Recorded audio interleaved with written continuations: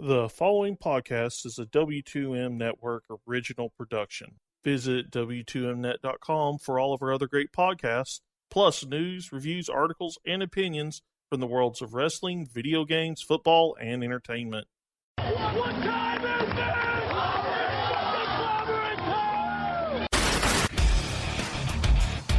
I started to question myself if I was watching Lucha Underground and I had accidentally flipped over to Cinemax. Not a whole lot of faces shown as far when it comes to Brenda, so yeah, you're spot on there, buddy. This is the house that AJ Styles built. Like Nakamura, he's just such a great star. It doesn't matter what you do with him, people are going to cheer for him. Did you feel the gloriousness? Did you feel it? Bobby Roode did his job. This is insane how great they are. Well, I think the authors of pain are young prodigies. That's how good we are. Representing Bullet Club. This is what we do. Super Kid Pate! Bam! This will definitely be my last Bound for Glory. I don't know if it'll be the last time you see me. I definitely have something to prove coming back from my injury. I feel like I need to show the fans that I'm still the same Gail, that I'm worthy of being a champion. And at Bound for Glory, I'm going in with the mindset of being champion. And that's what I intend to do, to retire on top and to become the next Knockouts champion.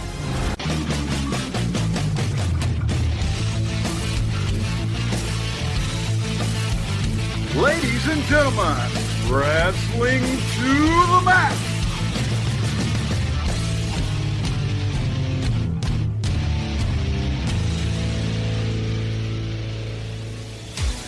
And your hosts, Gary Vaughan, Sean Garmer, and Paul Leazar.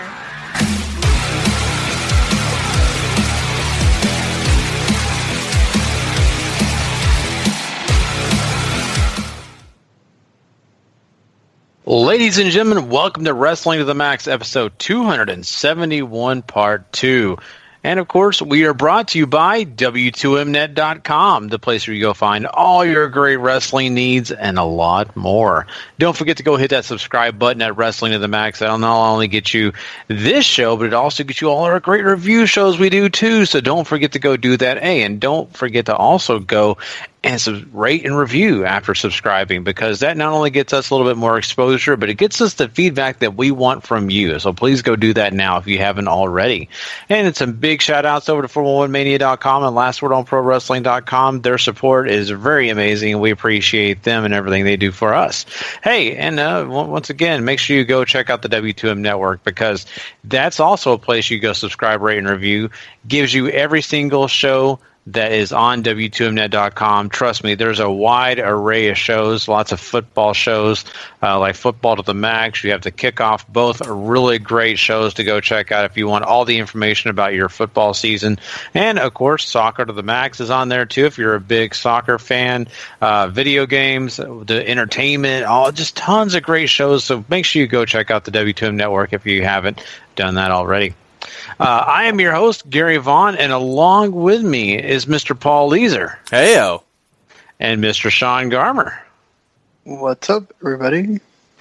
And guys, we are here, of course, post-Halloween, so I am still trying to get fatter and fatter by eating all this candy. And I hope everybody else is too. But yeah, I mean, here we are, and it is now November, so now we're fat from Halloween and ready to get fat at Thanksgiving. So, boy, I'm really hoping I don't look like Brian Knobbs pretty soon.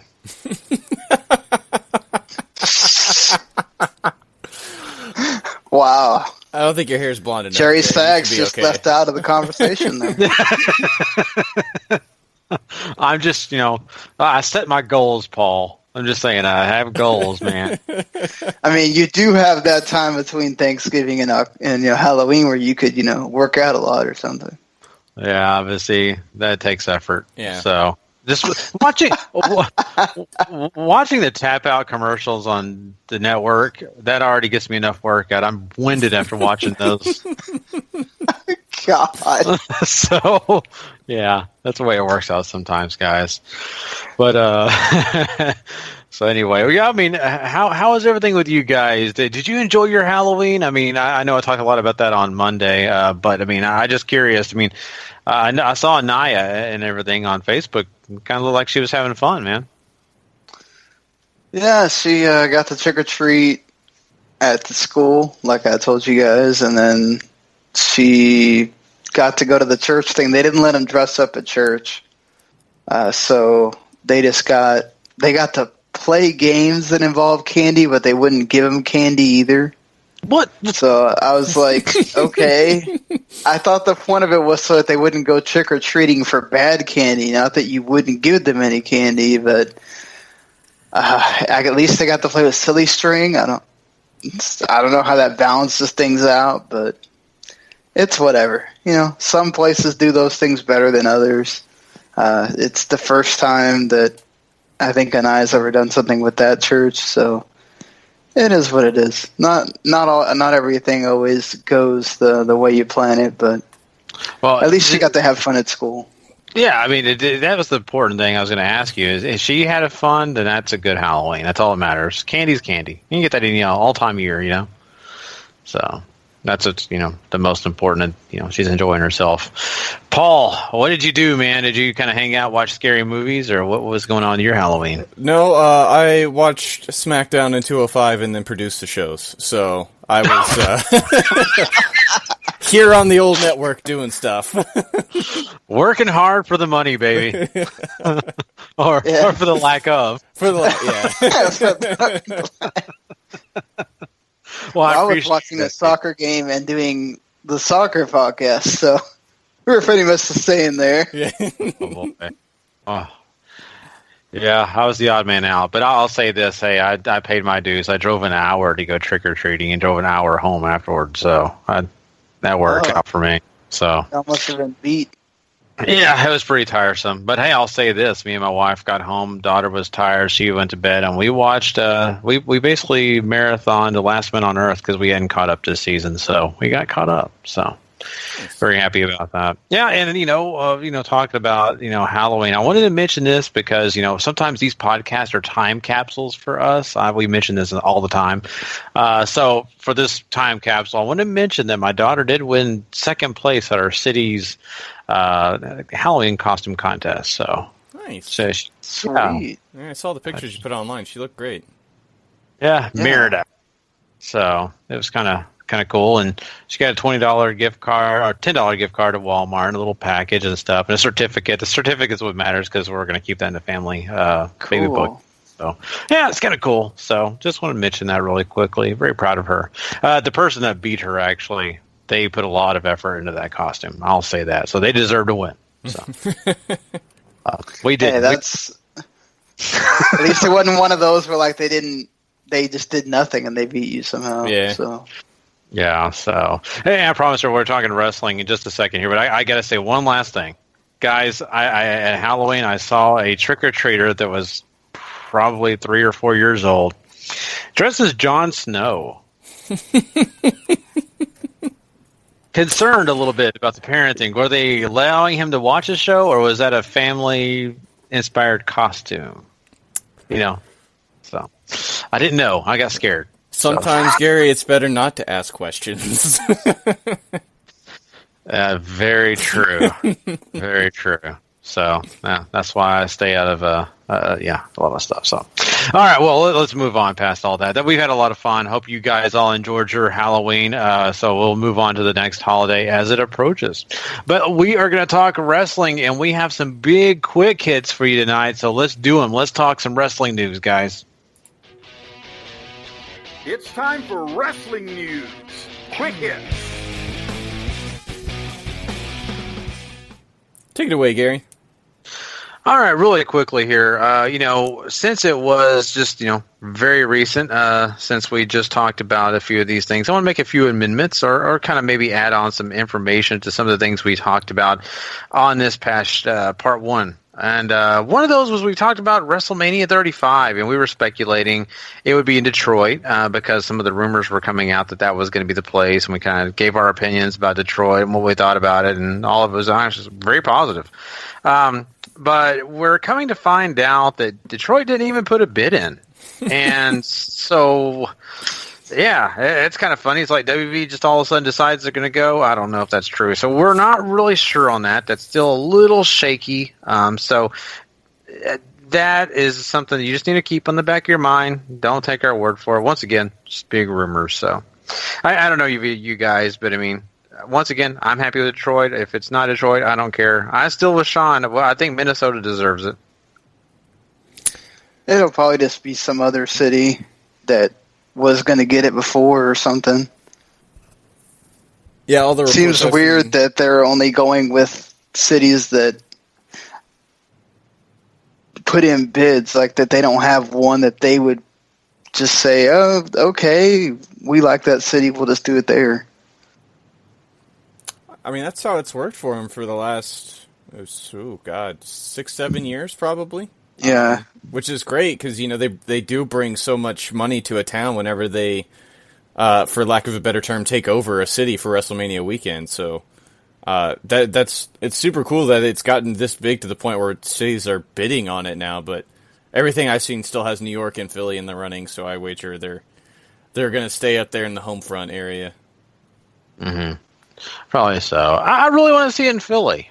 I think it'd be great. It'd be awesome to have it at the link, and make it a huge deal. I think it'd be great. And especially for the fact that, how long has it been? Has Philly ever been in the equation for WrestleMania? I don't even know. Not so. Nonetheless, I mean, I think it's going to be an interesting to see, who actually does get this. But, we haven't even got to WrestleMania 34, and we're talking about 35, right? But very, very interesting. I'm kind of curious how this is all going to shake out. I really, honestly, the way I wish it would work out eventually is we go to London for WrestleMania one of these times. I think that'd be amazing. That would certainly be cool. And Philly hosted WrestleMania 15. Okay. See, I thought there might be one in there somewhere. So there you go. They've done it before. It's about time for them to get back in it. I feel like if it happens in London, we got to make it like a everybody goes trip or something. That'd be the first time my wife is like, yes, let's go to wrestling events. Could you see my wife? Cheerio, mate. If she's wearing a Cesaro t-shirt, or no, Sheamus better for she's, family heritage Irish. So she's like, let's go now. She wore a Becky Lynch shirt. She could. Little ass kickers. Yeah, that's right. We could go in with those. Well, Lily could wear the Becky Lynch shirt. That's right. The little ass kickers. The famous shirt. Yeah, that'd be cute. Yeah. It really would be. I don't even know what the Sheamus one says right now. Fella? Who knows? Do people still buy those? That's a question I should ask. You need to call that 1-800 number. Yeah, I think my wife, does have her dark side, so she may actually buy a Finn Balor shirt. So.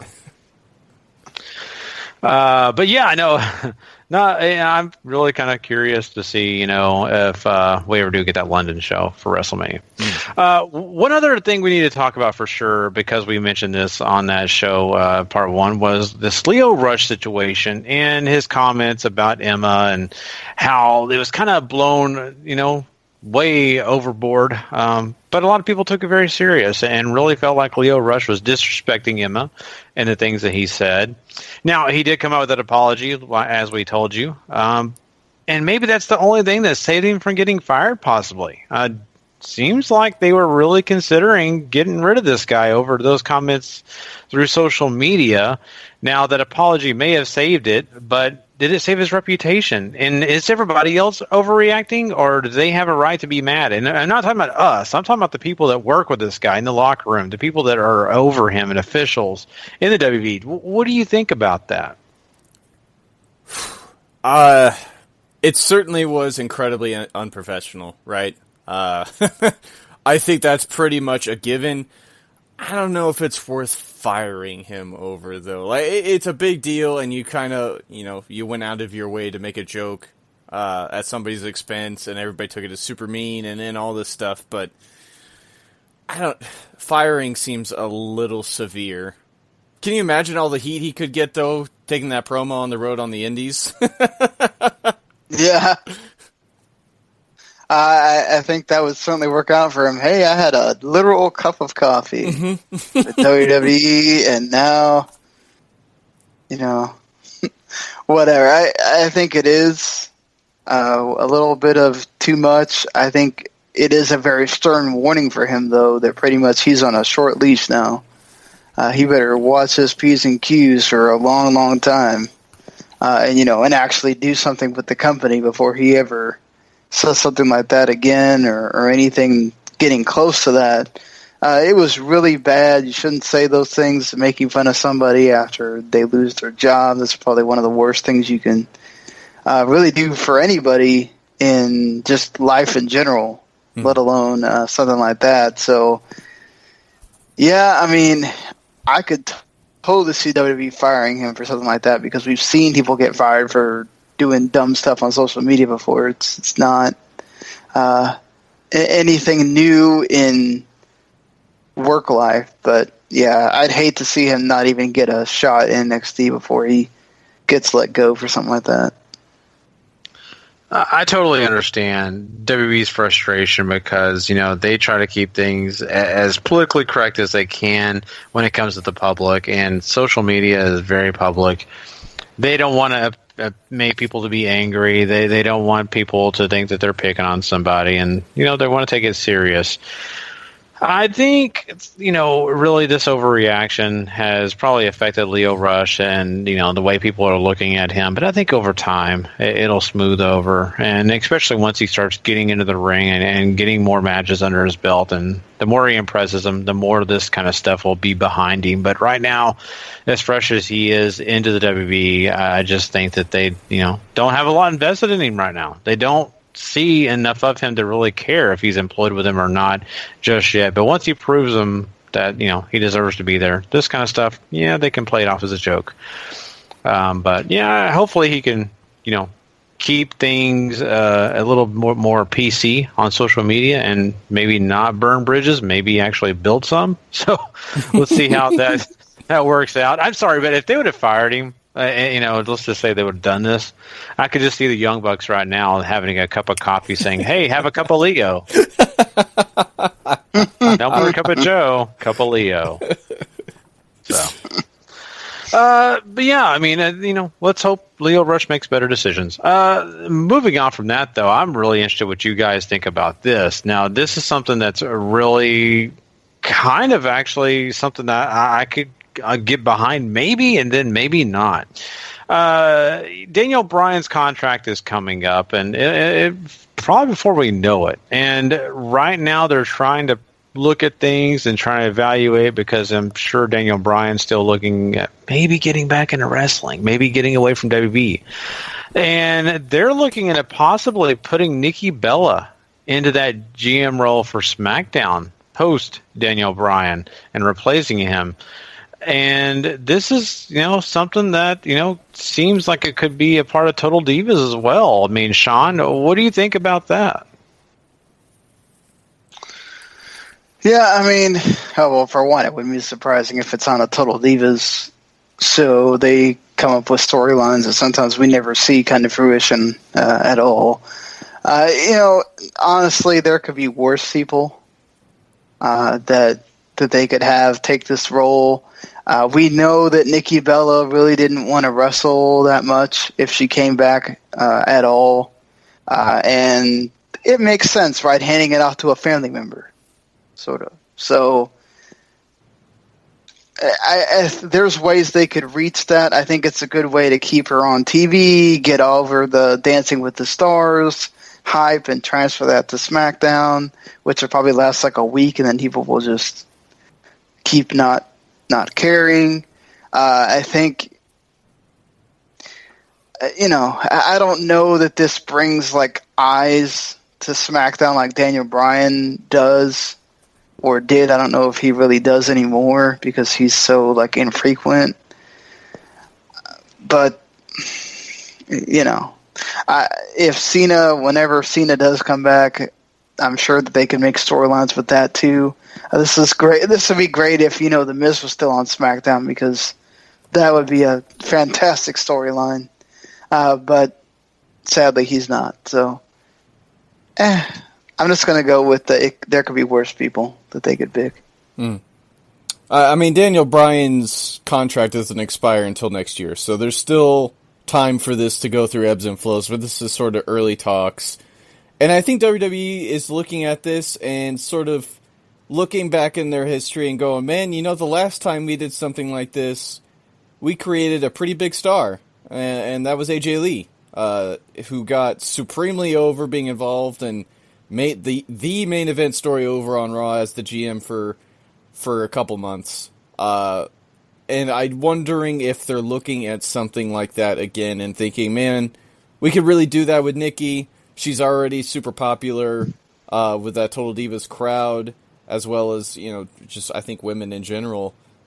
So transferring that and trying to capitalize on that and turning her into possibly a star that can do what AJ was doing, I think is something that appeals very heavily to WWE, and I think that's probably why they're looking into this as a possible idea down the road.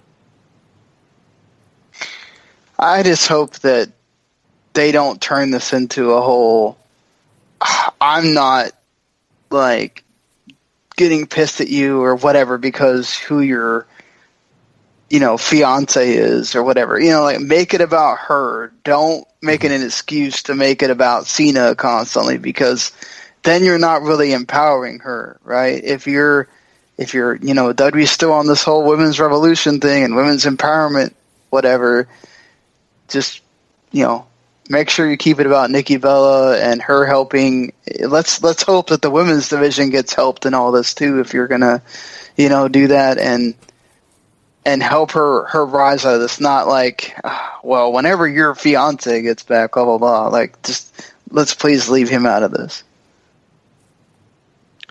Yeah, I would hope so too. And that's kind of one of those things that worries you a little bit because, John Cena seems to pop up, at any moment when, someone that he's related to or a situation he's related to. It usually kind of ends up being that way. So let's hope if this does happen in the future, it is about Nikki and not about Nikki/John. So, yeah, like her pulling the Stephanie card and, oh, hey, my husband is here. Feed me. Don't worry, he's old, but he can take you on. So. He could even join the Shield for a night. Oh, God.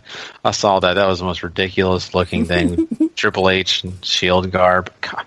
Man, I mean, all these old men pretending that they're part of the Shield. Oh, it's just... That's still better than Roman. Oh, that was a nice shot. Yeah, but I don't know. I'm kind of concerned. I really am, because I can see Ric Flair putting on that vest next. God. Oh yeah, his 30 for 30 is going to have air on Tuesdays, so let's put him in it too. Yeah, it's going to be amazing. Let's see this happen.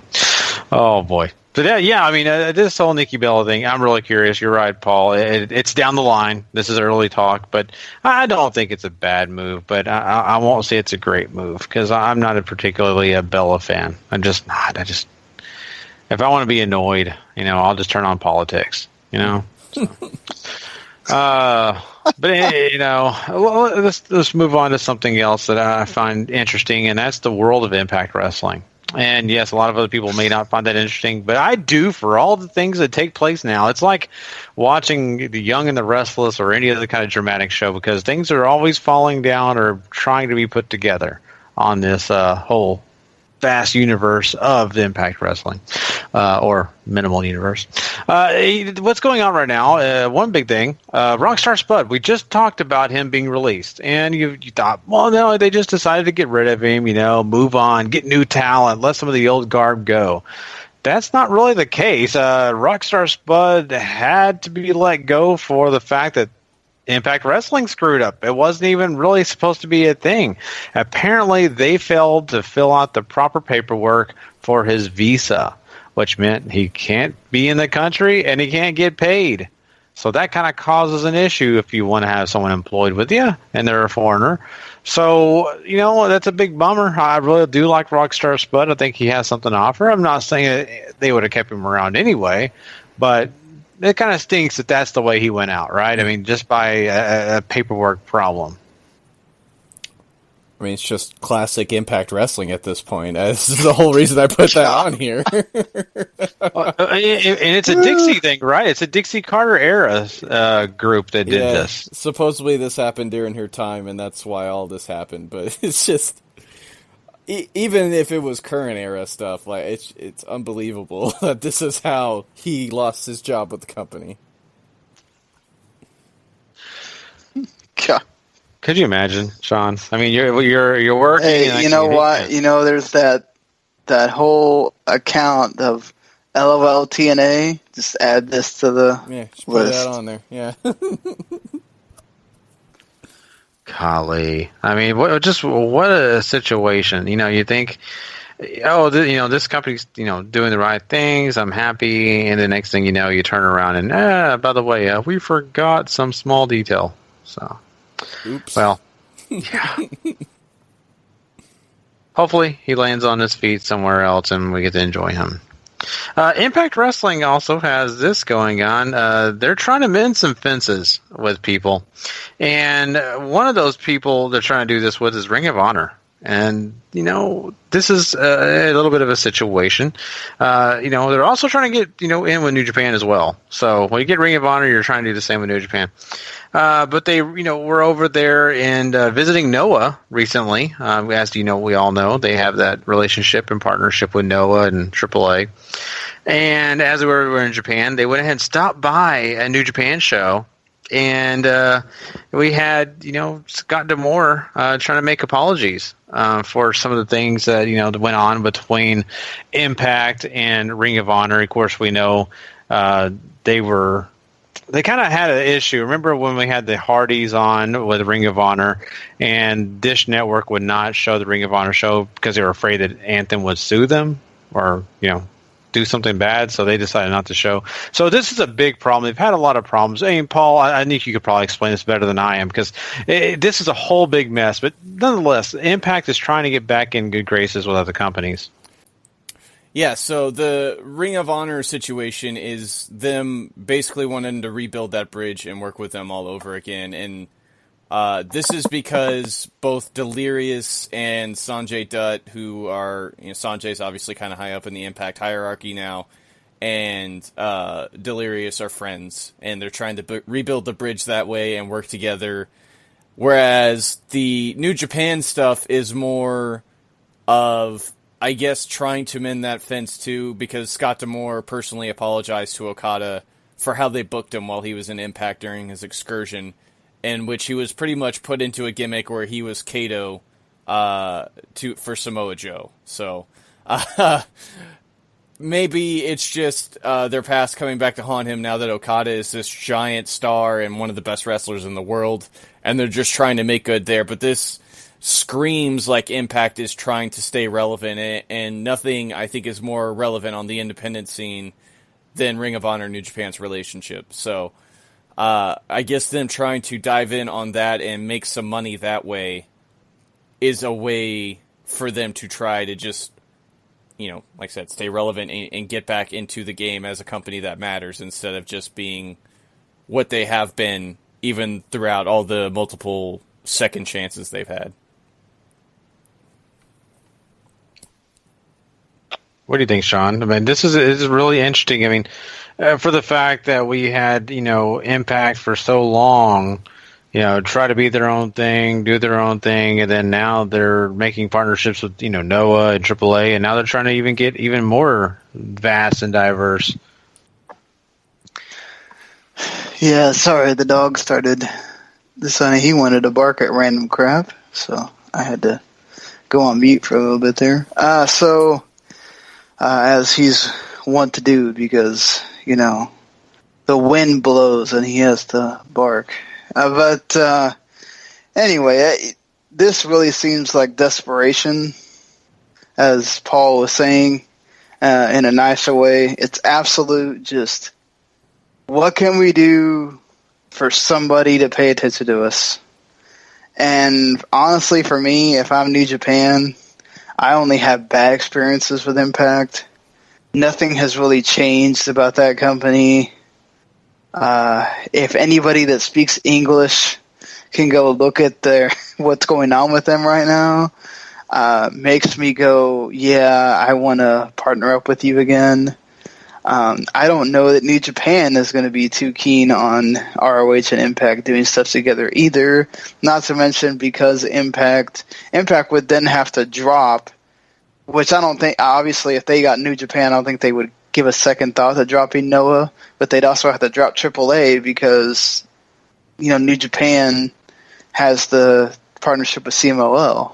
So, they may not want to work on a show where AAA wrestlers are also working because that could cause a rift with CMLL. So, and we got to think about it in an American sense. The AAA wrestlers are the ones that sort of have the bigger cachet here. So, do you want to lose that in favor of, New Japan is obviously better, but I just can't, in a way, see how New Japan decides, let's get with this lesser company instead of just being with the one that we're on that's helped us so much and has helped us break into America and everything else.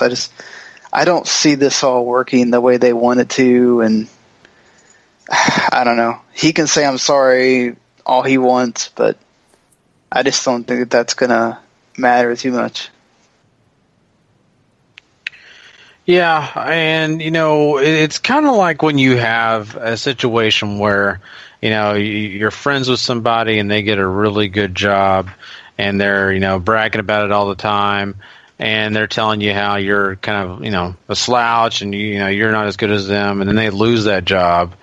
And they're like asking you, hey, we're buddies, right? You have a place open over there where you're working? I love you. And they come begging for, hey, I just need to get back in this. And that's kind of the way it feels to me, because Impact has kind of alienated themselves. They were trying to be WWE for so long, and things have not gone right. They haven't exactly been the best of their talent. And they've changed regimes. Things are just really, honestly, still a little unstable. And they're trying to find themselves back in with the big boys. And, things have worked out okay with what they're doing. I mean, AAA is a big dog in Mexico, and that's a good relationship for them. But they're still trying to get back in the graces of other companies and do even more. I think they see the success, too, coming out of all these great relationships that they've had. So, I mean, I understand it. I get it. But, yes, it is, like, I think, you guys are right completely. Desperation move, trying to find their way back in. I just don't see Ring of Honor really winning out of it. I don't see New Japan finding any way of winning out of it. So I don't know that that's going to happen. It would surprise me, really, really surprise me if either company said, yes, we want to do this. So, I mean, I don't know if you guys disagree with me or not. I just don't know. What does New Japan get out of it, really? I mean, they've got a lot of great talent. Ring of Honor's got great talent. Do they really need anybody from Impact coming over? I mean, I just don't know. I don't see that. I mean, unless they want some of the old ROH guys that went to Impact, I don't really think so. I could see ROH maybe doing it, just to have access to another talent pool or something like that. And while the history's been shaky there too throughout both companies' history, it just honestly wouldn't shock me that much if ROH and them partnered up for any amount of time. But I just don't see it happening, especially with the broken thing basically costing them money. Like, that's a big no-no, I think, in any business, whether you're talking wrestling or anything else. Mm-hmm. Very true. And really, here's another thing. We talked about this too. Part one about Impact really trying to find a way around getting new talent. They're trying to get these relationships working. I mean, they're trying to court Ricochet. They're really, really trying to get him. They're trying to get Tessa Blanchard. We pretty much think and almost know to an instance that Ricochet is not going to Impact. He will be going probably to WWE. Tessa Blanchard, we really felt like was going to go to Impact, but now we're hearing she's not. Apparently, all those shows and why she's in town during the Bound for Glory stuff is for other promotions, not even for Impact. Post Bound for Glory. So they're not exactly winning over people to come and join their company when it comes to the bigger names and talents in the indie circuit. So it's interesting. I think they've got a hill to climb. I think they just have to get through it. But, best luck to them, I'll say. Mm-hmm. New Japan, though, they are hot as ever, and they're doing pretty well for themselves. I mean, they've already surpassed what they did last year in attendance, so you can obviously tell they're doing a lot of good things. In 2016, I mean, they totaled out, an attendance, around 3, I think it was, anyway, I'll let you do the numbers here. But, I mean, they're just really doing well. Yeah, their attendance at this point last year is up by almost 20%, which is just incredible. I think they're toting over 300,000 total as far as people that have attended shows. And you got to remember, New Japan isn't working big stadiums like we have here in the States. They'll work bigger stadiums. They work smaller venues as well, so sometimes they only draw... Like Kurikan, for example, they'll only draw like a little north of 1,000 or something like that. So there are places like that where they just won't get as many people in for shows, and that's sort of just how it is. So even still, 20% is a ridiculous number that any company would be happy to see. Yeah, this is always great to hear New Japan getting benefits from all the stuff that they're doing, having great wrestling and improving their not only their ticket sales but just in merchandise and making stars and everything else. Just New Japan has been on such a freaking high. It's incredible, and I'm glad to see that that's really taking place now and people going to the buildings. Mm-hmm. Yeah, for sure. And, once again, I mean, they're really one of the hottest items when it comes just to wrestling in general. And this is no surprise. It really is not. They've picked up a lot of momentum. The superstars that they have in their company, all these great, talented wrestlers, I mean, have really drawn. And, it's exciting to see the way that they've done things over the past couple of years and the way things have grown. So really excited for New Japan and everything they're doing. Well, guys, that pretty much wraps up. Well, hold on. Before we, because this relates to the Impact stuff as well. Just because, I don't know about you guys, but as a person that's a connoisseur of many different podcasts, wrestling and otherwise, and, I know Gary and Paul both. Gary is like I am, is when we're at work, we're listening to different podcasts on the queue. But one that I always listen to every Sunday, and these guys also do. They're still doing them on YouTube, by the way. They do incredible Raw and SmackDown reviews.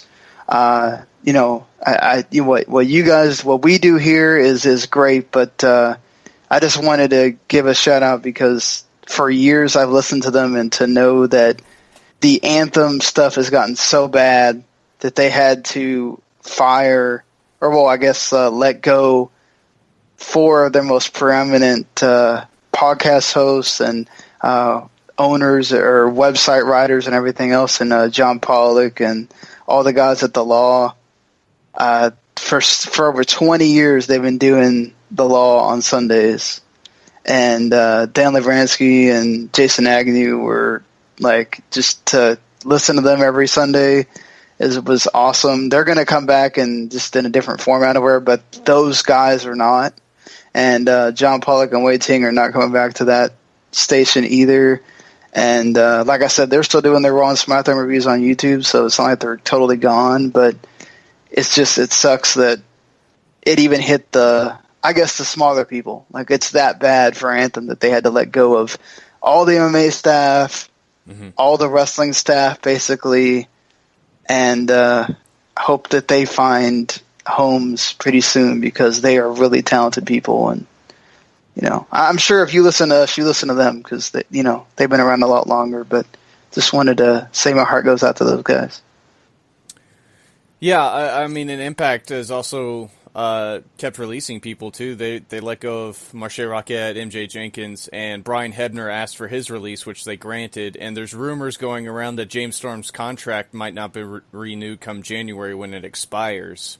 So the cost cutting is getting pretty ridiculous on every side, and it's a big deal that they cut the law because that's sort of what kept Anthem's name abroad outside of Canada. Is sort of what brought him to the attention of a lot of other people. So that's kind of a big deal that they're starting to cut stuff that basically brought them to the dance, that they're that invested in this company now.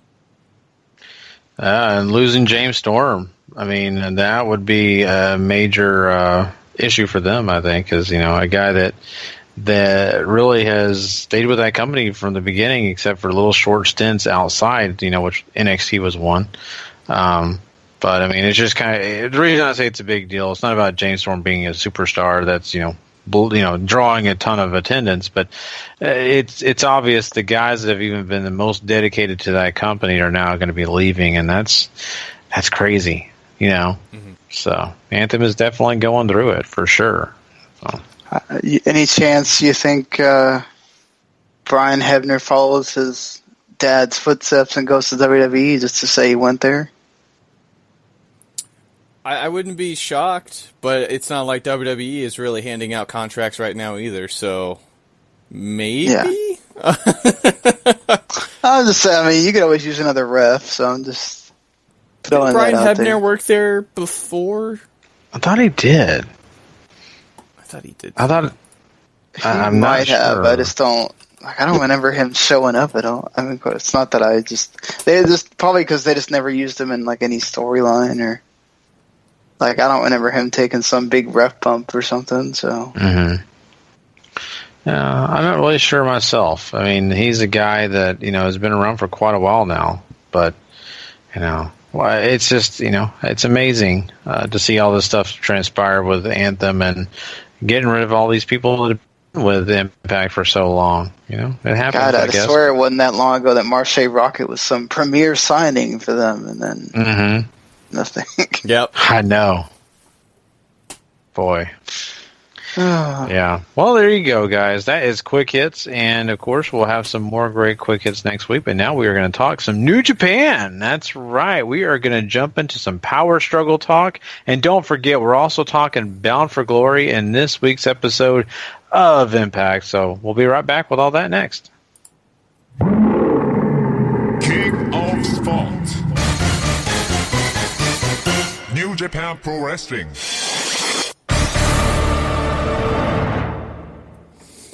All right. I guess we should have talked about this off air, Sean, but did you want to take the lead or you want me to take the lead?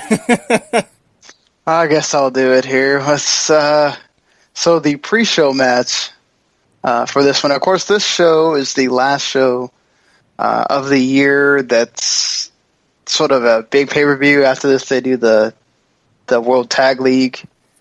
Which is where a lot of people decide, okay, we're going to take a break because the only thing that comes out of this is whoever wins gets the tag team title shot at Wrestle Kingdom. And we still don't know if, two people that we are hoping show up as a tag team in the I am not Matanza when I'm not in Lucha Underground. And why am I blanking on his name? There's a right now we talked about on the show a week or two ago that Matt Riddle's deal fell through because Bushiroad found out about his marijuana drug test failures in the UFC. That shouldn't surprise any of us. Table. Yeah. Shouldn't surprise any of us. It took him that long to figure it out. Because I wouldn't be surprised if he tries to pull the Matt Sydal and bring it into the country, right. Knowing that he's that on it, you know. But hey, you win some, you lose some. Would have been great to see him on it, but either way, pre-show match, David Finlay and Katsuya Kitamura. You know, I feel like this is one of those where Kitamura's such a big dude. He could get the win. The thought crossed my mind, especially with the Young Lions Cup going on right now and wanting to keep him looking powerful. I don't think they're going to break tradition here because David Finley's been working with all the young lions basically. So I got Finley winning here, but this will be really fun. Both guys bring a lot of energy to the ring. I would say Finley wins too, but yeah, I mean that's there for the surprise. I'm sure he will have his moments where he throws Finley around and whatnot as well. Then you get one heck of an opener with Dragon Lee and Titan. One of my favorites from CMLL against the Young Bucks. Good Lord. The flippies are going to be out there and happening. 10,000 flippies in the air. If they could really flip that high, they would. Yeah, they for probably sure. Would. I mean, how many super kicks is it going to take these guys down? I don't know, but the Young Bucks are going to win. But geez, Dragon Lee and Titan are going to fight until they can't anymore. Yeah, I think the Young Bucks win here, and then that sets up something we'll talk about a little bit later in the card. Yeah, and then you get you got to have one of these, a 10-man tag with Hirai Kawato, Juice Robinson, Jushin Thunder Liger, Kushida, and Tiger Mask against the Suzuki Goons squad of El Desperado, Taichi, Taka, Kanemaru, and Zack Sabre Jr. I feel like Kawato is basically here so that he can take the pin and nobody else does. This should be an entertaining match just because, Juice is going to bring it. Liger's going to make somebody look silly. And Kushida's going to be pissed at some people, going after El Desperado and everything. And then, Tiger Mask will get grumpy or something. And Sabre's going to torture somebody to death. It's going to be great. Yes. Taichi's going to make us rue the fact that he's in this match. Absolutely. Absolutely. Suzuki Gun team's going to win. Yeah, for sure. I think you're spot on with Kawato here to take the fall, but he's going to get a ton in because Kawato, I think, out of all the young lions so far, has absolutely connected the most with the crowd, and they just cannot get enough of this kid. Yeah, I mean, he's just got that fire to him that people just like. And, sometimes he shows that edge where he could go either way. Honestly, he could be a heel if he wants to. So, or if they decide to go that way with him. So, interesting always with him. Maybe he joins Suzuki-gun one day or something. Like they need more juniors. Yeah, really. Well, why not add another one, right? Why not? You get the Bullet Club D Squad and Cody against the New Japan Dads of Chase Owens and Yujiro and Cody against Hiroshi Tenzan, Satoshi Kojima, and Togi Makabe. I feel like with Cody on the team, they will somehow wind up winning. He will pin... I'll say he pins Makabe something to maybe tease something, or maybe this means absolutely nothing, but yeah, why not? Yeah, Cody pins Makabe. Yeah, this feels like it's here just to get these guys on the card, which is fine. I don't have a problem with most of them. I mean, Tenzan's showing age very badly, and Yujiro's just lazy, which is maybe the most unforgivable thing you can ever say about a wrestler, but it's true. Cody, we've said that for how many years now? It hasn't changed. It hasn't changed. Bullet Club and Cody for sure win here, no doubt. Yeah, for sure. They will get this one. Then you get the hopefully super exciting Super Junior Tag Tournament Finals with RPG 3K against Super 69, ACH, and Ryusuke Taguchi. ACH and Taguchi are always a bundle of fun. That should be some fantastic stuff. And then you add the RPG 3K team in there. I feel like Super 69 won the tournament. I feel like they're going to beat RPG 3K because why not just keep changing the titles around? I think this goes the other way. I think this entire thing is here to sort of solidify that Roppongi Vice 3K is sort of the new gunslinger in town, right? They're looking great. They're looking strong. They beat everybody here, and then out come the Young Bucks, and it'll be those two at the Dome. That would not surprise me at all. Or somehow they wind up making it a triple threat tag or something. Yeah, I wouldn't be shocked if they added like 5 more teams to the Tokyo Dome match, but at least Roppongi 3K and the Young Bucks will be the main attraction, I think, as far as the junior tag titles go come the Dome. Yeah, having the Japanese team, like, you know, with the Young Bucks being basically the all-time holders, the guys that basically hold these titles all the time, having them get a big win at the Tokyo Dome, I think, would give them a big boost, I think, in a lot of people's eyes. So I could see it totally going your way as well. Then after this, you have another big tag match here. You have the Chaos team of Gedo, Hiroki Goto, Kazuchika Okada, Tomohiro Ishii, and Yoshihashi against the Los Ingobernables de Japón team of Bushi Evil, Hiromu Takahashi, Sanada, and Tetsuya Naito. Of course, Okada and Naito got the big meeting at the Dome already set, and everybody really doesn't like anybody on these two teams. Gedo is here to take the pin because, hey, that's what the Booker do. Mm-hmm. And Evil gets the pin or something? Why not? I definitely think it's probably one of the secondary heavyweights getting the victory here. Although I wouldn't be surprised if Hiromu ends up pinning Yoshihashi or something like that too.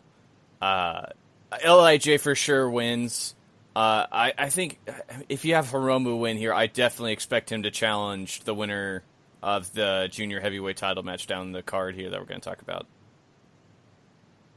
Yeah, I would not be surprised at all, especially because, you know, I feel like we've talked about that being the inevitable match that they want to do. So, yeah, could certainly see Hiromu pinning someone or Hiromu just pinning Gedo just for the heck of it. Hiromu doing something that makes Memphis Gedo get all crazy and Takahashi just drives him into the corner or something. Kills him. You know, kills him. That could happen as well. Either way, it should be fun. Hopefully a good match. Always LIJ and Chaos get going at it. You know, you get some good brawls and everything. So this bull rope death match for the never open weight title. Minoru Suzuki and Toru Yano. So is this we're just have a rope tied with each other and pull each other to and fro, or is just the 4-corner thing?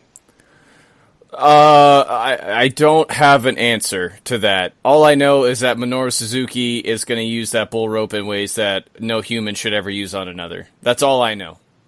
Yano will probably try to low blow Suzuki with it as well.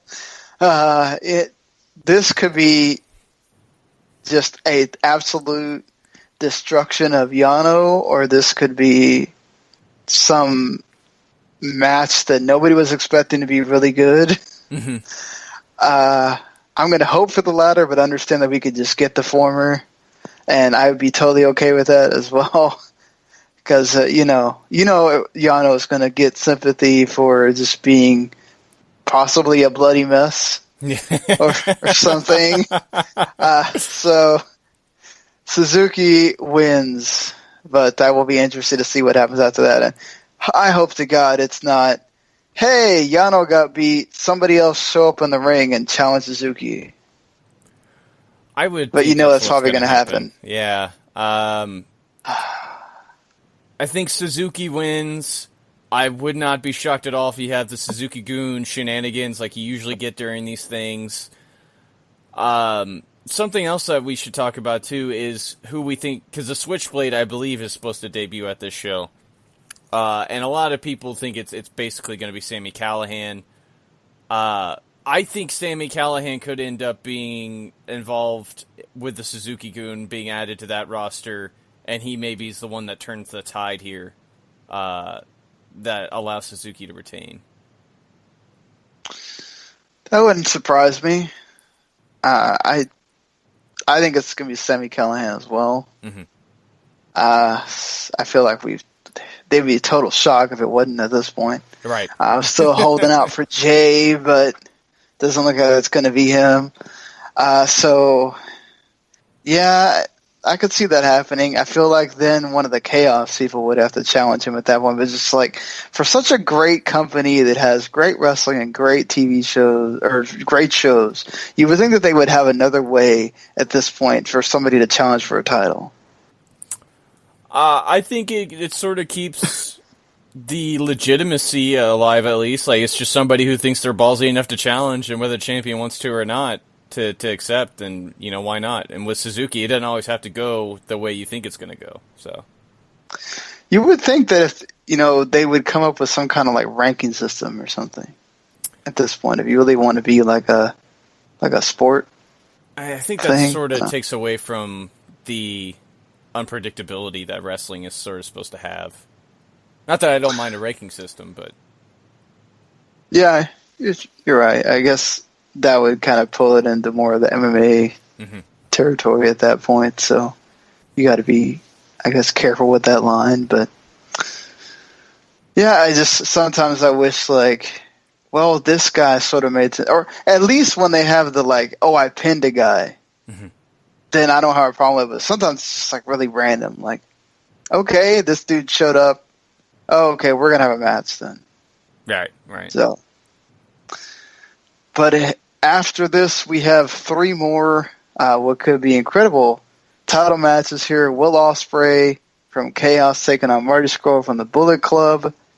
Will Ospreay is going to retain, but these two know each other so well. They're going to have a great match. It's going to be entertaining. I'm like you. I feel like we have talked about this for months, that if Ospreay won, the inevitable was Hiromu against Ospreay, because they've been kind of holding out on that match. And you get more Chaos and LIJ, so why not?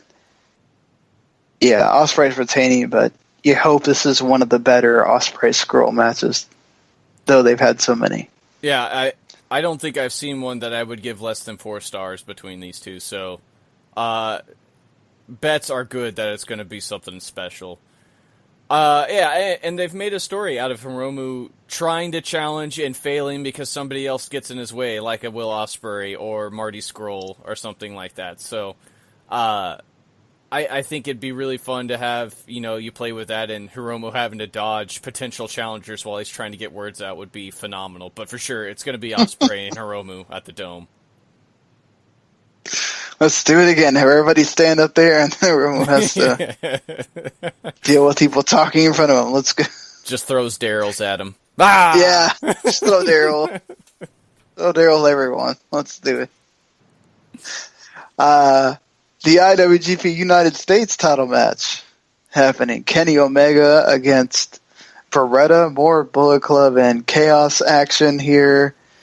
Beretta getting a big title match in a spot. You feel like this is the breakout Beretta moment? I mean, I think that's the whole reason they put this match together, right? Is to really give Beretta a big platform to go out, like Juice Robinson has gotten multiple times this year, whether it's the Intercontinental or the Never Openweight or the U.S. title. Really gone out there and just had blowout matches with some of the top stars in the company. It's a formula that's proven successful so far. I think it'll work with Beretta too, and I'm really looking forward to this because I think these two match up super well. Yeah, it's Kenny Omega. He can't have a bad match with people. So, as long as he's wearing the black pants. And so, I think this is going to be another one of those where he's taking this seriously. I think you're going to have the moment where Beretta pulls that wool and makes you think, oh, this could be it. And then Omega shuts the door. Omega's going to retain, but I really hope we get that thriller that we've seen Omega do so many times. A fun story too, like Kenny Omega and Marty Scurll and Chase Owens dressed up like Aladdin for the Halloween Korakuen Hall show, and there's a picture going around of Omega and Marty Scurll kissing because Kenny was Jasmine and Marty was Aladdin. Jericho got a picture, got a hold of it, and put a tweet out, and he gave the kiss 7 stars. So.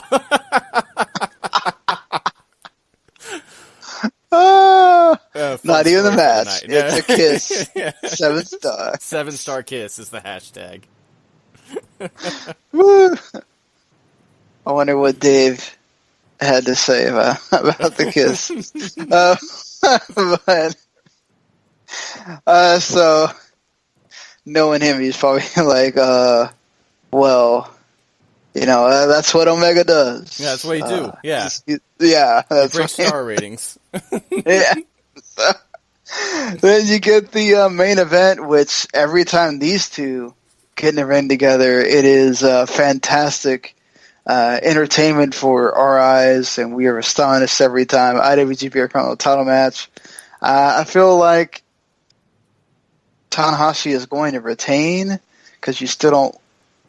I don't know that this really means anything about the long term for Ibushi or anything.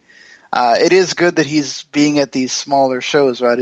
I shows something for him, but I don't know. I would be shocked, I think, with all the background if Ibushi won. It would be really cool for him, I think, and it would be really good for the company to sort of have people feel that, hey, Ibushi's back and he's Intercontinental Champion, which means we believe in him and we want to do something with him.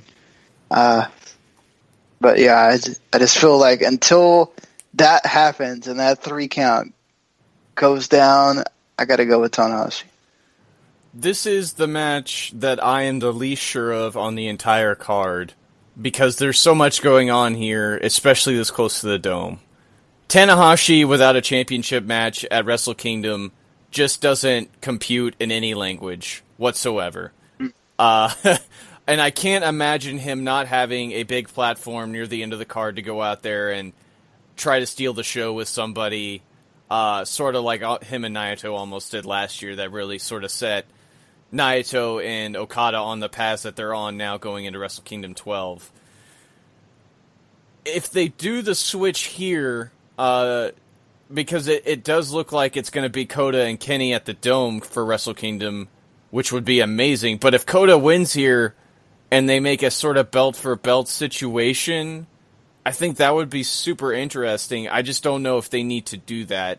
And to that end, I think you're right, too. I don't know if you want to give Kota the 1A, essentially, with him still not being proven as far as sticking around, loyalty, all these other things that you maybe want to go. So I don't know. I mean, he's still drawing well as far as him getting the main event matches, especially during the G1. So I don't think that's the problem. I think it's just commitment at this point and giving in to at least Kenny's request, who has probably wanted this match for a while since Kota's been around, and sort of revisiting the incredible history they've had from DDT. I don't think Kota wins here either. I'm going Tanahashi too. I, however, would not be at all surprised if Ibushi has his hands raised at the end of this. Well, considering what you said, right, that if, I know that they've already planned another U.S. tour and everything else. I mean, Beretta is an American wrestler. Do you think there's any way, let's say, if they were going to do Ibushi, Omega has held that title before, so it's not like it would be some big major win for him if he winds up beating Kota, but do you think maybe they could have Omega drop the title and then you make it for the Intercontinental title, or you think it's more likely they make it for the U.S. title then and Kota doesn't win? Or heck, both of those guys are so big neither one of them necessarily need it. It doesn't really need to be for a belt. It could be like AJ and Nakamura was.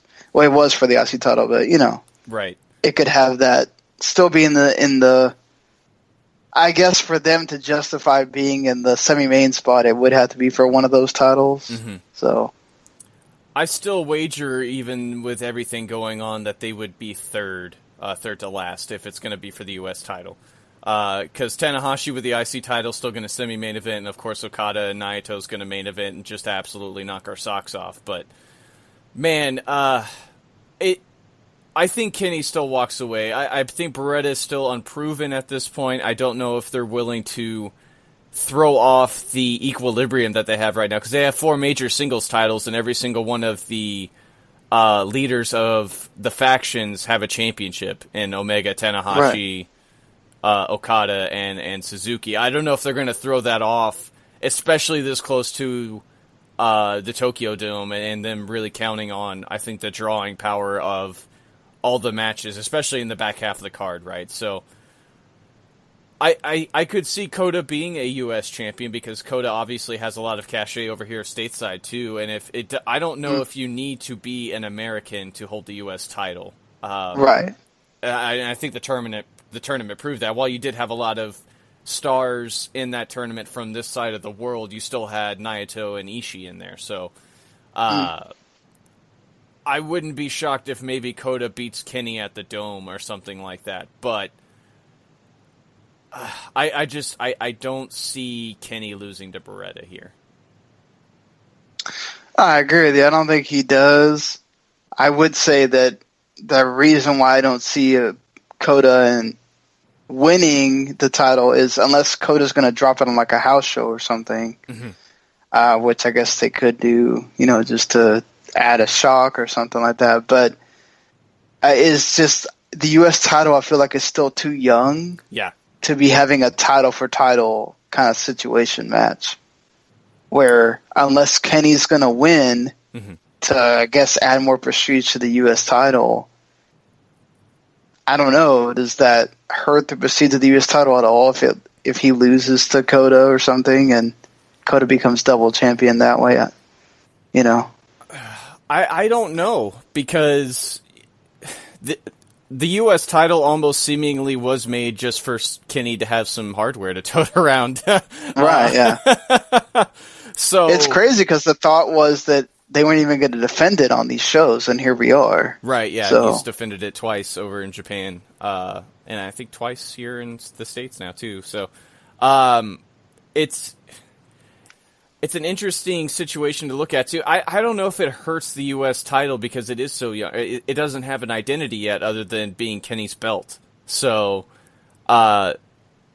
putting it up against the Intercontinental title at least might make it seem equal, and that could be something. And I don't know if the champion, if Kenny losing to Kota would hurt the championship all that much, especially if it's involved in what could essentially be a match that steals the show before the main titles are even defended, because, I mean, Kenny and Kota just have an extremely great chemistry, and they're willing to basically put themselves near death to put on a show. So it's hard for me to say if it would hurt the title. I could only see a match between Kota and Kenny if it were belt for belt helping.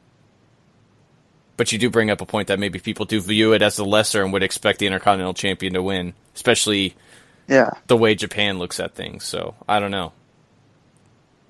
I just feel like only having one title kind of leaves it in doubt as to who wins. Once you include both the titles, I feel like it pushes it towards one or the other. It'd be so hard to count Kenny out, especially after all the gains he's made this year. And I feel bad for using that word, but because now I just sound like a total bro. But I mean, Kenny's basically become maybe the fourth biggest star in the company in a year, which is incredible. So I don't know if it would really be that much in doubt. If Kenny did win or Kenny lost, who knows what the story they're trying to tell with Kenny, especially with his contract only having a little more than a year left on it now. Yeah, certainly. That's the thing, right? Is what is that all going to entail? Is he sign another contract? We still don't know about Ibushi, if he's going to stay on after that. Does he ever sign a contract again? Are they okay with that? They seem to be okay with that right now to feature him, especially with, what happened to Shibata and all that. So, but does he take that burden and say, okay, I think I've had my time of going around and doing whatever. I feel like I need to be loyal to New Japan, and he does. But, maybe Omega and Ibushi just have to drink a protein shake together, and that's, solves all the problems. So, whatever. But, hey, that's Power Struggle. This is going to be, hopefully, an incredible show. You got 3 top-tier matches at the top, plus that bull rope death match that you never know what could happen with those 2 in the ring. Super Junior Tag Tournament final could be awesome. So, one way to close out the year on an incredible show could be the way New Japan does it. Mm-hmm. Yeah, for sure. So there you go. That's awesome, and what a great card ahead of you. Power Struggle is looking pretty freaking sweet, if you ask me.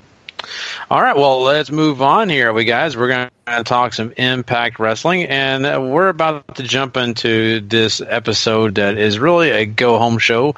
And after we kind of run to this, it'll be pretty quickly. We are going to give you our predictions for Bound for Glory.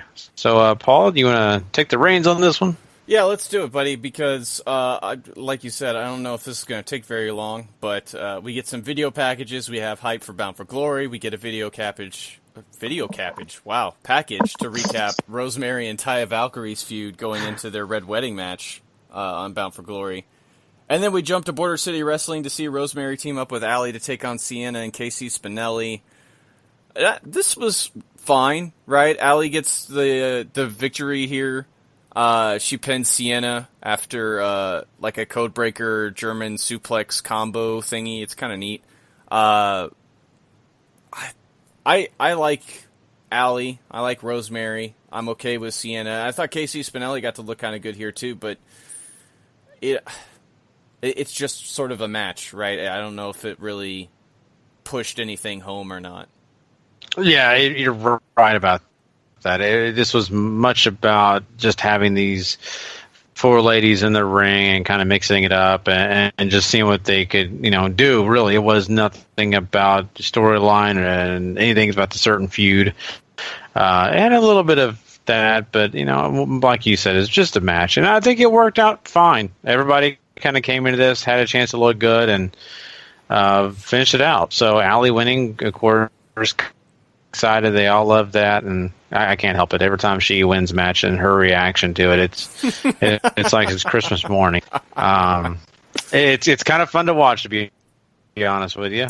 So there you go. It's true. We get a video package hyping up Lashley and King Mo taking on Moose and Stephan Bonner inside the 6 Sides of Steel. And this whole I don't want to say anything because it will be very mean. Feud, quote unquote. And that brings out Lashley and America Top Team. Lambert runs down Moose and Bonner while putting over Lashley and King Mo here. I kind of liked his dig at Bonner because he said he's only famous for losing a famous fight, and that's about it. So that was a nice little dig. Yeah, and he's got those little moments that kind of, okay, I get it. It makes sense, and the way he just does it, sometimes it works, and other times I feel like I'm just listening to white noise because he kind of has the same cadence with his voice. Yeah. And so if you're not paying attention, he just kind of goes on and on and on, and you just swear he's just saying la la la la la la la la la la la la la la. And so sorry, that's annoying, isn't it? But I'm just saying, if you're not paying close attention to what he's saying, sometimes you kind of get that whole white noise feeling. So, I mean, I appreciate the fact that he had a few things to say here that made sense. They built up to the match, but I'm more interested in just getting to see the match I'm hearing about it. I'm sure it'll be good, and I'm kind of interested to see what Stephan Bonner can do inside a wrestling ring, but I don't have a ton of investment or anything like that, so it's just sort of a match for me. Because this is supposed to be a big deal for him. Exactly, it is supposed to be a big deal for him, and I think him and Mo both have a limitation here. So I don't know what they're going to offer us. It's going to be super exciting, but I think hopefully it's tolerable. Yeah. We get a video package for Abyss and Grado, who are going to face off in a Monsters Ball. And if Grado loses, he will not be allowed back into the country because his green card will be taken away. Then we go to Pro Wrestling Noah to see Moose team up with Yuji Okabayashi taking on Katsuhiko Nakajima and Masa Kitamiya. And if you have no idea who these people are, I don't know if Impact's really sold you on any of these guys, but they are all worth watching, especially Nakajima. He's just awesome, and I'm a huge Okabayashi fan, too, from Big Japan. The interesting part here is the match is more about those guys than it is about Moose, who just stands around for most of it. It really is about those guys, and I kind of appreciate that for the reasons you just pointed out, Paul. For the fact that there's a lot of people that don't know them. And this is the best way to get to know them, is to have them get in the match and mean a lot when it comes to quality time, quality effort, all that good stuff. So I was completely fine with this. And Moose did get his opportunity to look good. I mean, there was points to this match where he looked like he was unstoppable. Mm-hmm. So I think that's really good for Moose, and I think good for everybody involved.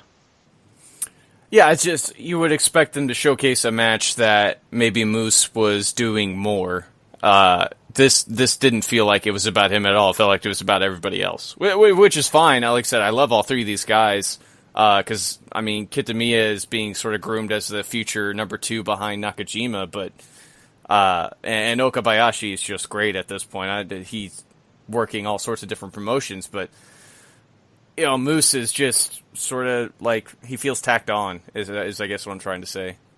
Yeah, no, I that's a fair point. I agree with you, too. I really do. I just, you know, I think that it was nice to see some new talent. But you're right. I mean, he did feel very tacked on. Yeah. We have LAX at the clubhouse. Eli Drake and Chris Adonis come in. Drake is trying to fit in by wearing a bandana, which I found pretty funny. Oh, boy. And Conan says, you know, you guys are you're in the wrong place, wrong time, all this other stuff. And Drake says that in tonight's match, they can all take out their Bound for Glory opponents and basically walk away with championship gold without having to go to Bound for Glory. And Conan says this is sort of a one-time deal, and after we're done here, we're coming after you and all this other stuff. So there's that, and then we get highlights for LAX and OVE, and then the X Division video package, and then they give us the match that they're going to have on Sunday, just without the title on the line. So it's Trevor Lee, Desmond Xavier, Matt Sydal, Petey Williams, Sanjay Dutt, Garza Jr. And to be completely fair, this is great. Like, it's 10, 12 minutes of just like crazy over-the-top action.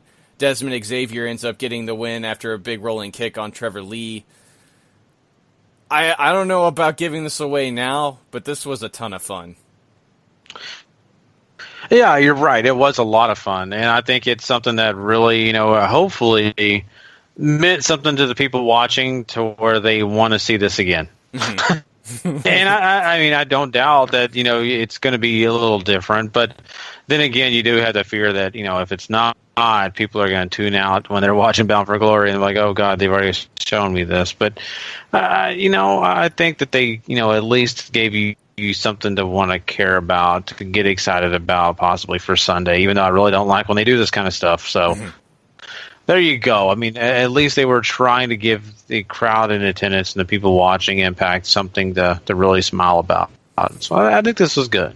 Yeah. There was talk, too, that the match on Sunday might be an Ultimate X match, too. So I don't know if that means anything anymore to people since they've overdone that gimmick forever, but yeah, it's overdone, but at least it would change it up compared to what this is. It's true. It would change it up. So we get a video package for the AAA Impact Wrestling feud, and then we cut to Gail Kim, who you got to hear part of this during our intro, discuss her retirement and how she plans on winning the title on Sunday to show everybody she's still got it. She's coming out of you know, an injury, and she wants to prove that she can still go with all the knockouts that are still around, and that Sunday is going to be the 10th anniversary of her first Knockouts title win, which is kind of cool, and she basically says she's going to win the whole damn thing, and it's kind of hard to doubt her at this point, because it's not like there's anything else going on. And the thing is, really, I mean, how many people would be excited about it. I think a lot of people would be super happy to see her win and then vacate the title. Will it happen? I don't know. But I think what's cool here is that she does kind of, make her last remarks, really try to do her best to pump up this match, which I think really there was not a super amount of excitement about it in the first place. Mm-hmm. I agree. We'll talk more about this whenever we get to our predictions too, but moving on here, we got some Global Forge footage, which I'm just going to skip over because it's still terrible. Commentary then hypes up the Bound for Glory card and all that good stuff again. Eli Drake and Johnny Impact get a video package, and then we get to our main event, LAX and Eli Drake take on Johnny Impact and OVE, and this was fine. It was short, because realistically, the last 5 Impact main events have been almost 20 minutes, but this gets about 12. Lots of back and forth. Impact ends up getting the victory over Santana with a sunset flip after he got hit with a dive by Jake to put it away. Yeah, this was fine. They had their partnerships here with, LAX, like you said, with Drake, and I think it worked out okay. And in the end, as things kind of fell apart, I think, it looked even more, intense because of the fact that, you had Eli Drake and taking the ring apart and slamming, Johnny Impact, on the hard boards.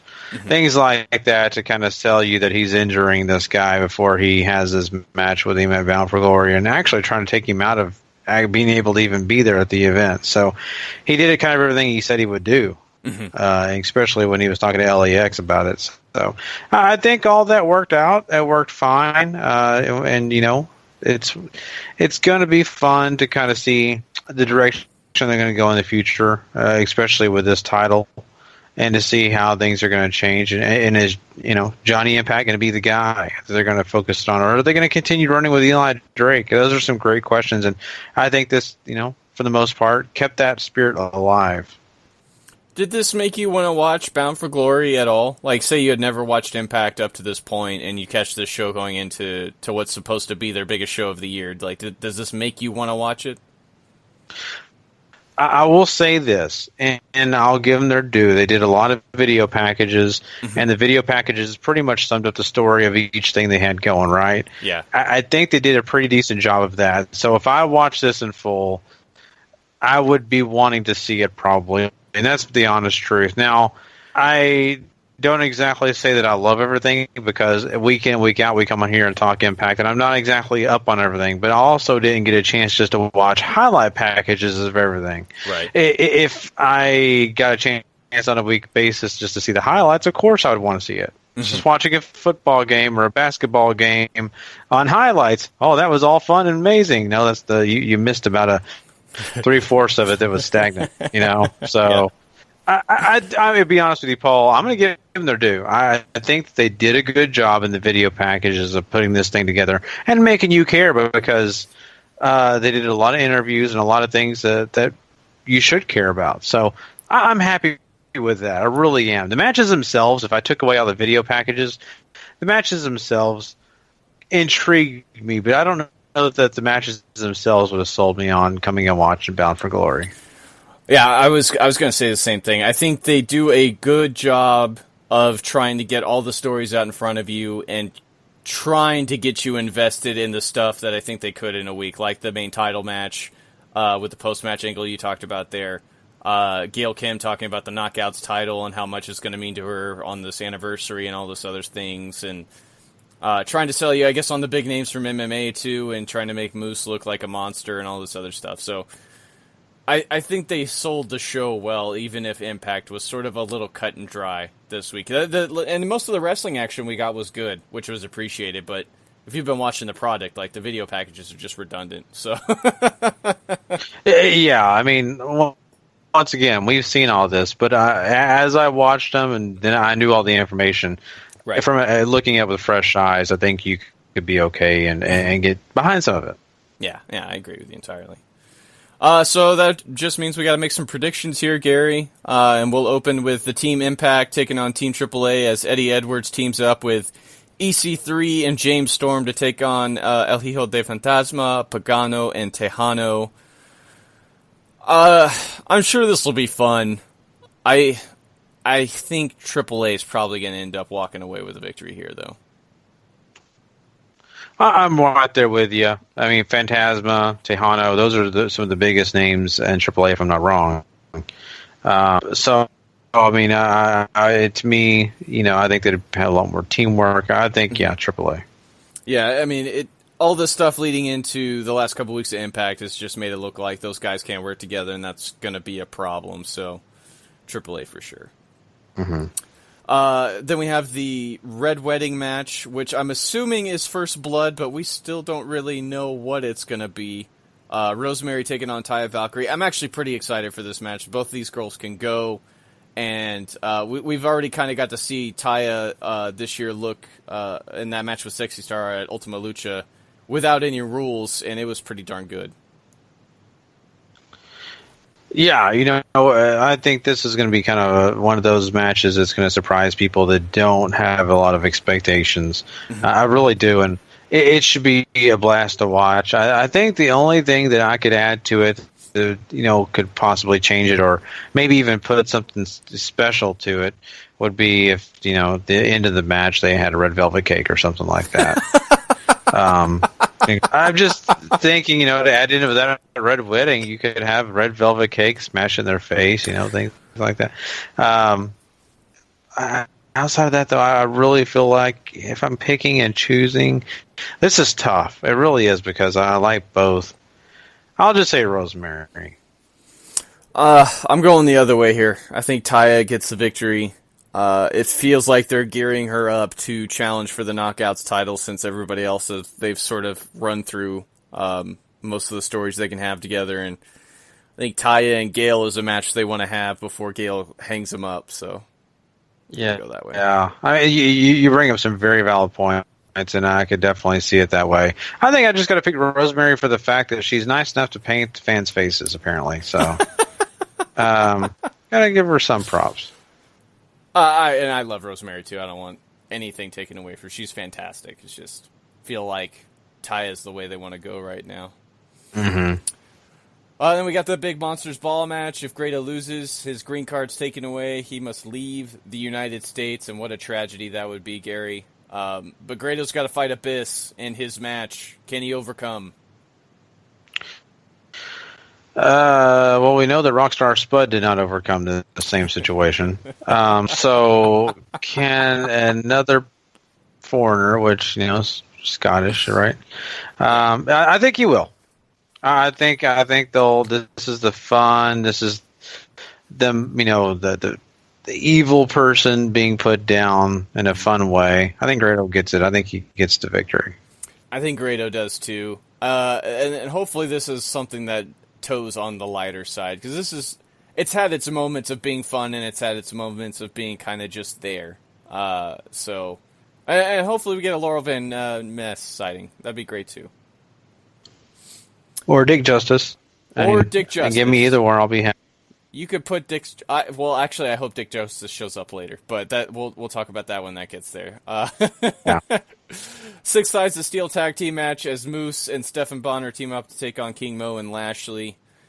I mean, I think this one's kind of written on the wall. As I said, I'm not super invested in this, so I don't want to say I'm dreading it, but I'm not looking forward to it either.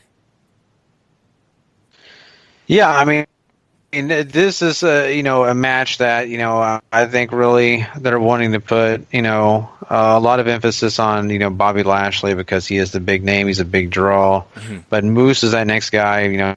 Lashley is going to go and take a break, right? I mean, is he not under contract after? I don't remember if he's under contract after this. I don't or know, not. With you. I haven't heard anything saying he's not. Yeah, but I really feel like this is about Moose for me. Mm-hmm. Think that they're really wanting to get behind that whole gimmick behind him as a wrestler and really hopefully push him at the good direction. So I think you have Lashley doing the honors for him. I agree with you entirely. I think Moose wins here. Stephan Bonner and King Mo kind of bring some different points of view, some different, maybe some different interest. Hopefully, trying to catch some people, maybe wanting to see what they're going to do, especially Bonner, because King Mo wrestling for TNA or Impact or GFW or whatever isn't anything new. He's done it before, so definitely think Moose wins here for sure. Just sort of start getting him on that path towards the top. Knockouts title match, Sienna defends against Ali and Gail Kim, and I think this one's pretty easy to pick out too. Well, who are you going with then if it's easy? I mean... You think Gail Kim? Yeah, I think they give to Gail, and she'll drop it during the tapings afterwards to Taya. Just because I think they want to have that moment. We've seen on Bound for Glory before that they're not exempt from the WrestleMania rule, where if you have this nice little moment to make for a wrestler or somebody who's been around, or somebody like Gail Kim who has really given this company a whole lot, they're down to help you out and give you that special moment. I think that's what this is going to be. I don't think that your theory is too far off. I really don't, and you're probably right. But for me, for fun, I'm going to pick Allie, just so I can see that Christmas morning look again. I would be super ecstatic if Allie won. I'm a big fan. So yeah, but I think you're more on cue. I really do. I'll just for fun, I'll pick Allie. That brings us to the 51-50 street fight for the tag team titles, where everybody in LAX is legal. If Loki was still here, he would be legal, but he's not. So that basically means Conan, because I believe Diamante is still hurt. So OVE also has a new running buddy coming in, which is pretty obviously going to be Sami Callihan. This is kind of where I hope Dick Justice shows up, Gary. Like, he comes in and it sort of fakes out being OVE special buddy. Oh, man. That would be golden. I would love it because, the fans would be like, what the... like, where's Sammy? Where the heck is Sammy? We paid good money to be here, and there's no Sammy, and then Sammy shows up after Dick, Yeah. Because, Dick sometimes gets in the way. Yeah, exactly. He kind of causes problems, and he stands up for everything he can. But sometimes, Dick has to, go down. And so he'll probably get beat down. And you'll have Sami Callihan running and save the day. Yeah, I mean, it's never a good time when Dick can't stand up, Yeah, no, definitely not. I'm trying to think how many we can get in here. And I don't know. But I think I'm probably pretty out of them for the first time in years. So, but yeah, I think you're right. I think OVE. I mean, having their guy joining forces with them, I think it's going to be a big moment. I think they're going to retain. I think so too. They seem pretty intent on getting OVE over, even though they've gone about it, I think, completely ass backwards. But hopefully this is great, because this is something that both OVE and Sammy really excel at, is just crazy, chaotic matches, and LAX is no stranger to that as well. So this should be, I think, pretty darn good. And hopefully the match that finally makes people go, oh man, this is what OVE is all about. Okay. Mm-hmm. No, I'm right there with you. They really need to, for a fact, because OVE has done a few things that have made me kind of go, oh, I could get behind these guys, but I want to get a match where I'm really totally behind them. Yeah. X Division title match, Trevor Lee defends against Desmond Xavier, Garza Jr., Matt Sydal, Petey Williams, Sanjay Dutt. May or may not be Ultimate X, we don't know. But it is for the title this time around. Who you got, Gary? Xavier seems like the guy they want to really do something with. Mm-hmm. But I'll go Matt Sydal. Yeah, so let's say I was about to take Matt Sydal too, because they pushed him real hard for a while and then sort of backed off, and now they seem intent to use him again. So, and Desmond seems too obvious, especially with him winning on Impact. So I'm going to go Matt Sydal too. Garza Jr. is another one I wouldn't count out of this either. He's another guy they've been pushing pretty hard. So. Oh yeah, definitely, and I'm a big supporter of Garza Jr. I don't know why, but I just really dig that guy. Yeah. So I mean, I think those names you just mentioned all are right in the running. But yeah, I think me and you both kind of think Matt Sydal for a couple of reasons. I think, like you said, you got that little push, and another thing is let's keep this guy happy, keep him around, let's give him a title. Yeah, and this seems like a show where they're going to try to hook you in to keep you, at least the live crowd, coming back around, because I forgot to mention, this show supposedly has sold out, Gary. Wow. Which is insane. Hey, that's really good. Yeah, it's great for Impact, for sure. Like, I mean, apparently they need the money, so... Yeah, exactly. And you know, it really does well to have a packed house when you're watching it on the pay-per-view or just a regular taping. So that's to me, that's a super big positive. Yeah, and Matt Sydal winning the X Division title might keep people around and bring in more viewers, which would be good for them too. So that brings us to our main event as Eli Drake defends the global title or the Impact World title or whatever we're going to call it against Johnny Impact. Does the Eli Drake experiment end here, Gary? Yeah, and I don't want it to. Yeah. I really, really don't want it to. And it's nothing against, Johnny Impact. I'm a big fan of his. He just always done such a great job. But I love everything that Eli Drake has given us. I think that, he has more to give, and I think he's going to grow more and more as the time goes by. But I really feel like that they want Johnny Impact being the guy. They want him to represent Anthem's, whatever the title is called. They want him to be the guy, and I know they do.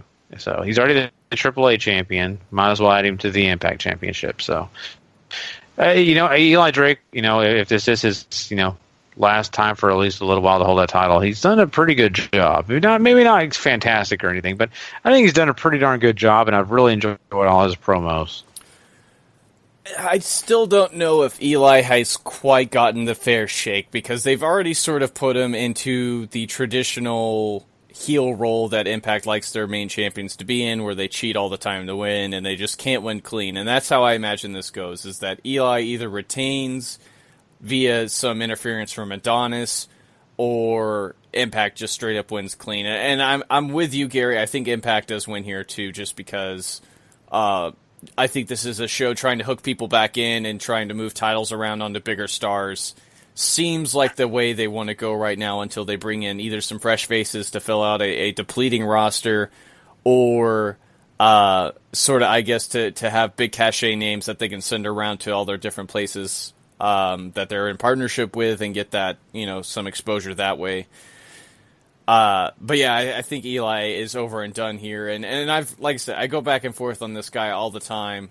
And I don't know if it's time to give up on him yet, but I think Impact feels it's time to.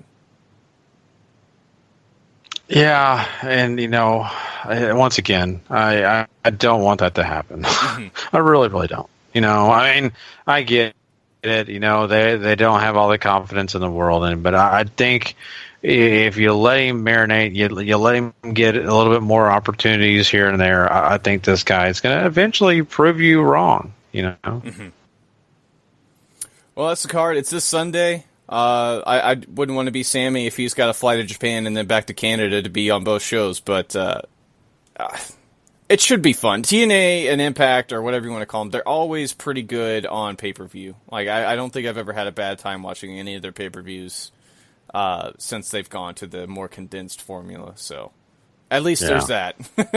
Hey, take a positive when you can get one. All right. And, I'm just looking forward to seeing, people's reactions to whatever happens at Bound for Glory. And I'm also really interested in how the ending of the main event is going to turn out because of this. What are they going to say? Oh my God, Johnny Impact wins the Impact Championship. It's the greatest Impact time with Impact. Impact is doing such a great job of showing so I still hate that last name for him. I just think it's the most ignorant thing, unless you're changing your name of your show totally, which maybe that is going to be a new thing. Maybe they rebrand after Bound for Glory. Who knows? Mm-hmm. But yes, that is Bound for Glory. That's the card, and we'll be giving you guys probably a little review on if we get a chance to watch it by Monday. If we don't, we may kind of push it off and talk a little about Bound for Glory next Friday. So kind of stay tuned with us on that stuff. Right now, we only have one less thing left to do, and that is crown a Superstar of the Week. Superstar of the Week.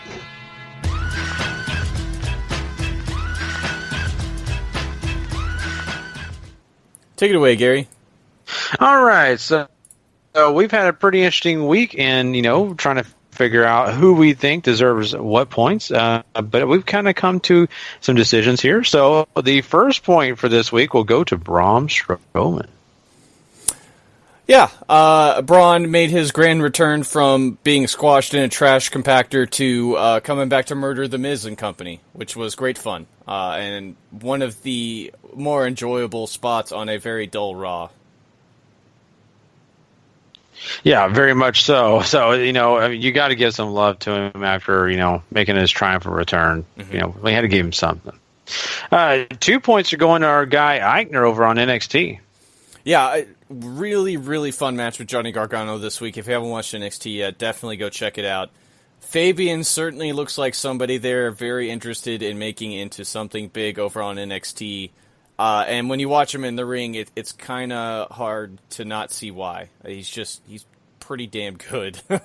Yeah, definitely. And, I'm expecting big things from that guy in the future. Mm-hmm. 3 points are over to Mr. Bobby Roode. Winner of the 2 out of 3 Falls match over on SmackDown over Dolph Ziggler, which was quite good, even though commercials, I think, absolutely killed that match in some ways for me. But he did find his way on the Survivor Series team for SmackDown, which is another plus. And, even busted out that great hashtag that you love so much, Gary. Oh, Jesus. Come off. Bubble gum Bobby Roode. That's not my kind of guy. Let's get back to the it factor, not the factor. Sorry. Anyway. So let's go to the 4 points going to The Miz. Well, an absolutely wonderful match with Matt Hardy on Raw this week that he might call delightful for the Intercontinental title. The crowd was super into it, and The Miz, I think, has been the main focal point for Raw for the past couple of weeks without Brock Lesnar around, which is nice. It's been great to see him sort of carry the show with a whole company of people. I think it's been pretty awesome. Oh, definitely. His promos alone get plenty of points from me. Mm-hmm. So, especially the one he's done this past week on the Baron Corbin over, I think, his Twitter. Yeah. God, if you haven't seen that video, go watch that now. It's amazing. Yeah, if you guys aren't watching either 5 of their points. Twitter, they've been cutting promos on each other since their match was announced. They've all been pretty good, actually, and that's saying a lot for Baron. Definitely. For a guy that has struggled quite a bit in that front. But yeah, he's done a good job. So, and The Miz even says it. Yeah. We got 5 points heading over to Nakamura. Yeah, Shinsuke Nakamura beats Kevin Owens in the main event on SmackDown this week, also securing his spot on the SmackDown Survivor Series team as well. And really, maybe the best match we saw on television this week. So 5 points to that great wrestler right there. For sure. So there you go. Definitely well-deserved, Mr. Nakamura. You are our superstar of the week. Now we've got a couple of things we need to also do. We have a superstar of the month we've got to name, and the points all were added up, and we have to give it to The Shield. Yeah, Dean Ambrose and Seth Rollins. What a month for those two guys, right? TLC getting back together, the matches with the Bar. Just, I think, really putting in great efforts to make you care at least somewhat about the tag team division. And, I mean, the Shield reunion so far, even though Roman's been out for most of it, has been pretty fun. So, hats off to those guys. Yeah, it really has. No, exactly. And, the Shield is something that I wasn't sure would get over very well after, having to try to re-debut and do all this. But I'll be honest with you, they're winning me over more and more. I kind of feel like they're getting back in their rhythm. And you're right, Roman hasn't been there, but I still feel like, things are getting back to what they once were to a point, right? Mm-hmm. Maybe not completely, but to a point. So let's see what happens when Roman gets over the mumps and gets back to work. We have a match of the month as well, and the match that we actually decided amongst all the other ones from the month of October, we picked the New Day versus the Usos at Hell in a Cell. You know what's incredible is that this is the first WWE match to make our match of the month list so far, and we're 10 in. So, main roster, I should say. Tyler Bate and Pete Dunne made it for May over in NXT, but what a match these two teams had, right? All that great heat they had going into that match at Hell in a Cell, that they built up across the street fight and all their other encounters, and just what they were able to accomplish in the match too. They made it feel very different, made it feel special. All the musical instruments was great fun too. It's just an absolutely stellar match, and maybe the best one WWE's put on all year.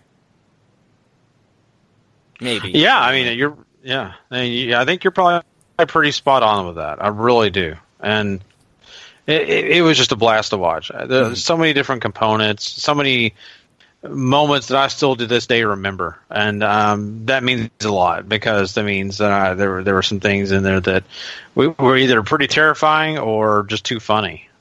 So good job on those guys. They really put their bodies through it for that match, and very well deserved for the match of the month. Mm-hmm. So there you go. And still, once again, surprises me.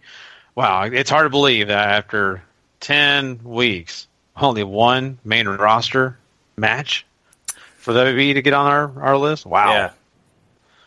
New Japan's just been burning it up, Yeah. Hey, you can't. Hey, there's no lie on that. Yeah. All right. Well, there you go.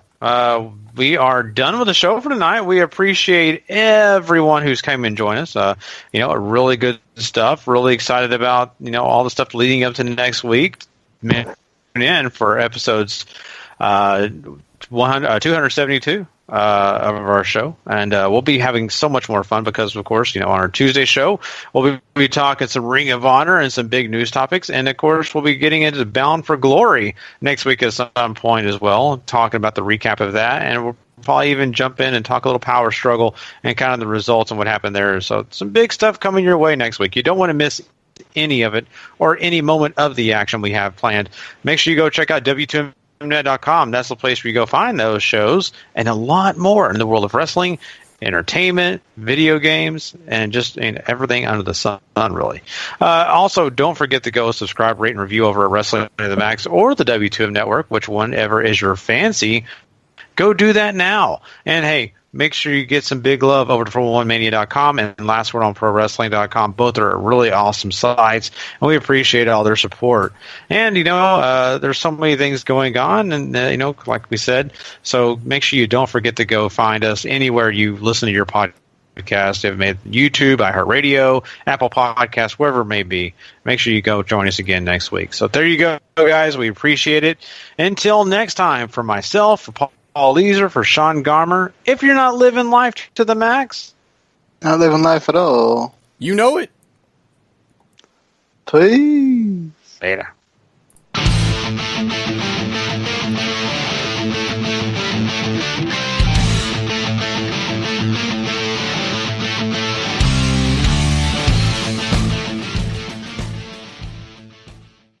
The following podcast is a W2M Network original production. Visit W2Mnet.com for all of our other great podcasts, plus news, reviews, articles, and opinions from the worlds of wrestling, video games, football, and entertainment.